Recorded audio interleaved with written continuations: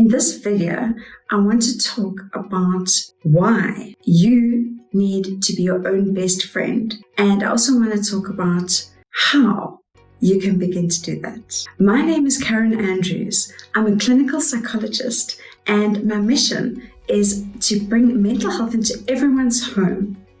I want to make videos that help you to make better choices that can help you on your journey and improve your life in a small or a big way. Life can be really tough.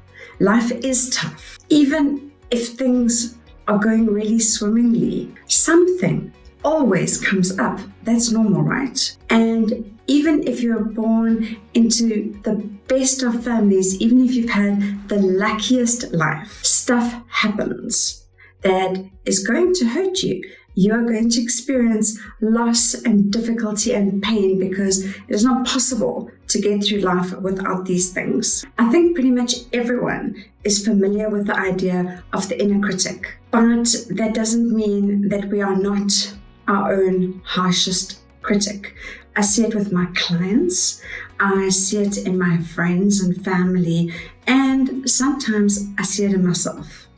You are likely to say the most awful, harsh things to yourself that you would never say to a friend or someone that you cared about. So why are you saying them to you? Your inner critic is actually a kind of defense mechanism that you developed, just like everybody did, as a child. It's a way of almost attempting to protect yourself against being criticized by others by criticizing yourself first. Unfortunately, it doesn't work that way. The more you criticize yourself, the harsher you are to yourself, the more you damage your self-esteem, the more you damage the way that you interact with confidence in the world. The thing is that your reality, your mindset, the way that you experience yourself and the world is in many ways dictated by the way that you speak to yourself. And in some ways, that's scary because when you listen to the kinds of things you say to yourself,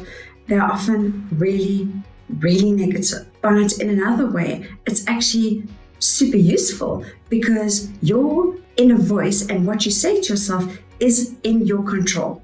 You have the power to change it. You have the power to make a substantial, measurable, quantitative difference to your own well-being just by changing the way that you talk to yourself. There is no point in being down on yourself. It does not help in any way. I'm not saying that you need to justify or excuse or avoid blame when you did something wrong. But being accountable and being responsible is not the same as being down on yourself, being harsh with yourself, being your own inner critic. So for your own sake and for the people around you, start by making a decision to be your own best friend. If you're enjoying this video so far, then please hit that like or subscribe button and turn on the notification bell. I'd really appreciate it. So why am I talking about being your own best friend? I'm saying that you need to be the person that advocates for you, the person that supports you, the person who has your back, the person who's always there for you, the person who you can call on at 2 a.m.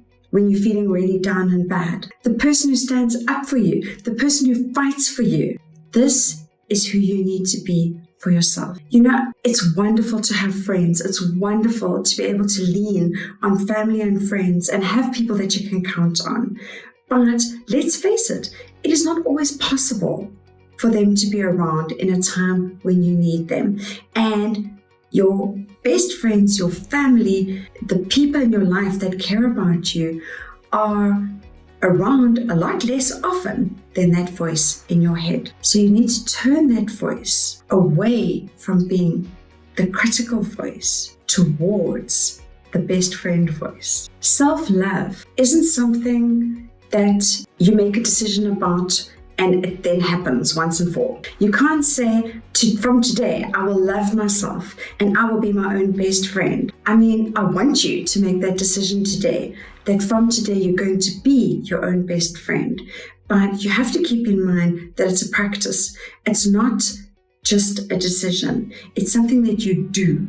It's something that you incorporate into your daily life. It's a bit like a meditation.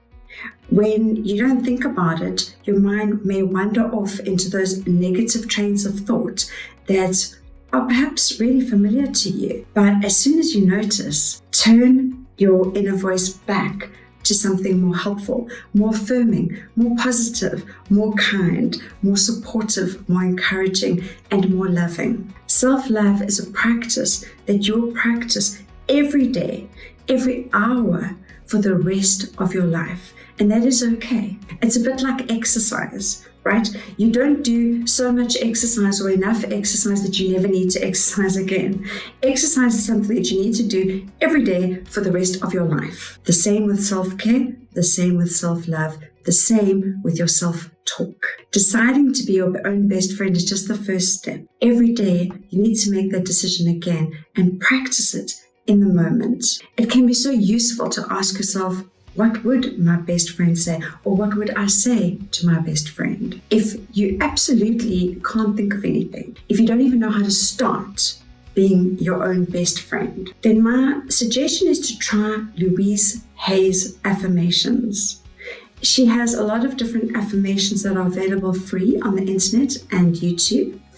And she also has an app that you can use on your phone.